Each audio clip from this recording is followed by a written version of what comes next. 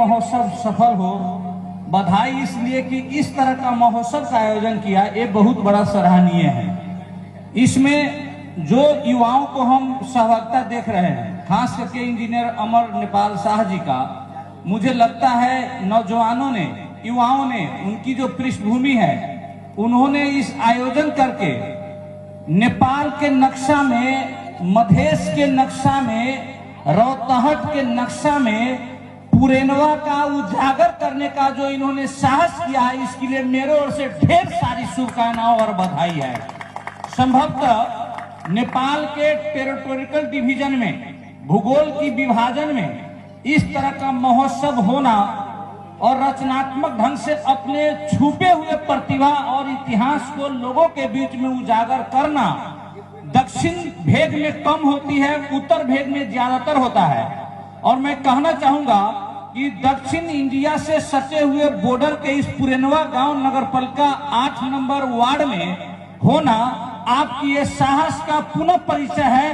पुरेनवा वासी का पहचान दिलाने में आपने जो भूमिका खेल रहा है, इसके लिए आपको पुनः ढेर सारी बधाइयां और शुभकामना पुनः मैं देना चाहता हूं।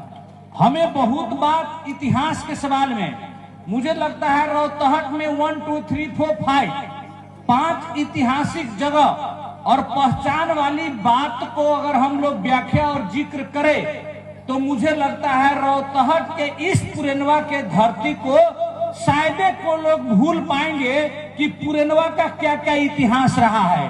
पुरानवा के इतिहास से रौतहट का नेपाल भर में पहचान मिलता था। कौन नहीं जानता था कि रौतहट के पुरेनवा में पुरेनवा दरबार है भैया? कौन नहीं जानता था? ये पुरेनवा का इतिहास है। कौन नहीं जानता था कि पुरेनवा में, पुरेनवा के धरती से ब्राह्वा ताल सौंदर्यकरण का एक बहुत बड़ा मिसाल है। ये कौन नहीं जानता है? ये आपका इतिहास है। इसके बाद आज मुझे लगता है नेपाल क्या, भारत का अधिकांश लोगों का काया पलट करने वाली पुरेनवा आँखा अस्पताल आपका पहचान का धरोहर बना है। ये आपके लिए गौरव का विषय है, ये भी आपकी पहचान का विषय है।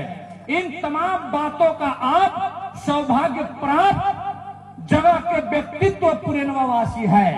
हमें तो कहा थोड़ा शॉर्ट पीरियड में इन्होंने कहा है कि जिस भी सूरत में आप आ जाइए थोड़ा देर के लिए, छोड़िए बाकी बातें। तो मैं कहीं दूसरे जगह था तो सोचा भाई अपने मिट्टी में, अपने इस धरती में, यहाँ के नौजवानों के साथ हमारी संगत रही है।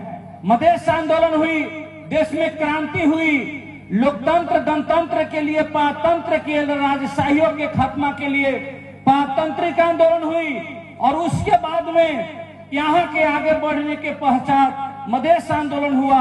और आपका ये इतिहास एक और व्यक्ति से पुरेनवा का इतिहास जुड़े हुआ है। मुझे मालूम नहीं है कि पुरेनवा महोत्सव का आयोजक कौन है। मैं यहाँ आके सुना कि इंजीनियर अमर नेपाल है, लेकिन मैं ये याद करता हूँ, स्मरण करता हूँ, एक आप लोगों की पहचान, इसको पार्टी और जात धर्म से आप लोग व्याख्या नहीं करेंगे। जब हम लोग बच्चे थे तो जो आज गौर की प्रवेश द्वार आप देख रहे हैं भारत से सटा हुआ, जो मितेरी पुल जो बना है वो जो आप देख रहे हैं, वो पुल पे हम लोग ने मधेश आंदोलन के दरमियान में अनशन किया था। नाकाबंदी में रातों रात 6 महीना तक हम लोगों ने उस पुल पे रातों रात बैठ के मधेश आंदोलन किया। जब हम लोग मधेश आंदोलन के क्रम में थे और आज आपके इस बीच में बात करते वक्त जब मेरी जुबान चल रही है तो एक मेरे स्मरण में आया।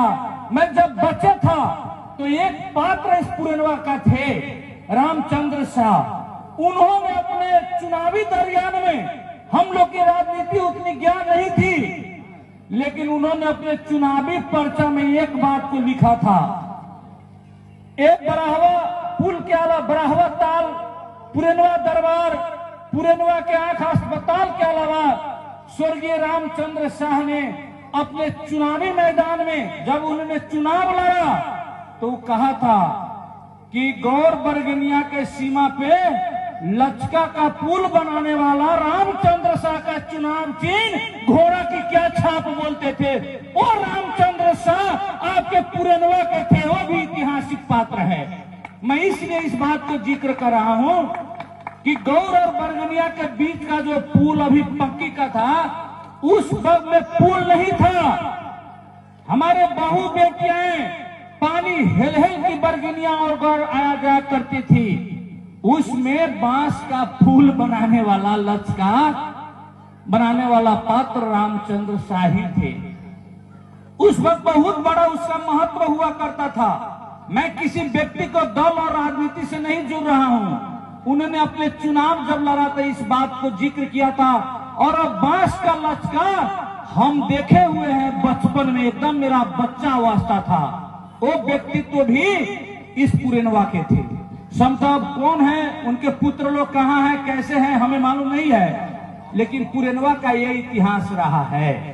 दो शमशेर जंग बहादुर राणा से लेकर गुंजेश्री प्रसाद सिंह से लेके शेख इदरीस से लेके आपके हरिहर यादव से लेके तमाम व्यक्ति और पात्र की नाम जिक्र होती है, तो स्वर्गीय रामचंद्र शाह का भी नाम जिक्र होता है विकास पुरुष के तौर पे। वो पुरनवा के निवासी थे, इसलिए पुरनवा की धरती ऐतिहासिक धरती है। इसको ऐतिहासिक रूप से बड़ा धरती के रूप में पहचानित किया जा सकता है, अगर दिल में तमन्ना हो, मन में दिमाग में अगर इतना का लहर हो तो। यहाँ का पर्यटकीय स्थल का ज्यादा संभावना है। प्रदेश सरकार थी, हम लोग थे, तो कुछ शहीद पार्क वगैरह 2-3 बनी हुई है, हम लोग ने रेड बुक में रखवा के यहाँ के गांवी सवारा से भी काम हुआ है। और आपको बता दे, आने वाले दिन में भी बराहवा ताल को फेवा ताल की तरह, पोखरा की तरह यहाँ की पर्यटन प्रवर्धन में यहाँ की स्थानीय सरकार, प्रदेश सरकार से समन्वय करके केंद्र से जोड़ के इस बराहवा को फेवा ताल पोखरा के तरह बढ़ावा ताल बनाकर इसका पर्यटकीय स्थल के तौर पे यहाँ पहचानित किया जा सकता है, दृष्टिकोण प्रस्तुता के साथ। रौतहट के धरती में पुरनवा का अपना विशेषता है। गौर नगर पालिका वार्ड नंबर 8 में इनकी अपनी महत्व है। यहाँ के पात्र व्यक्तित्व का उच्च स्थान है। इस उच्च स्थान और व्यक्तित्व में हम लोग का सहभागिता भी जरूरी है।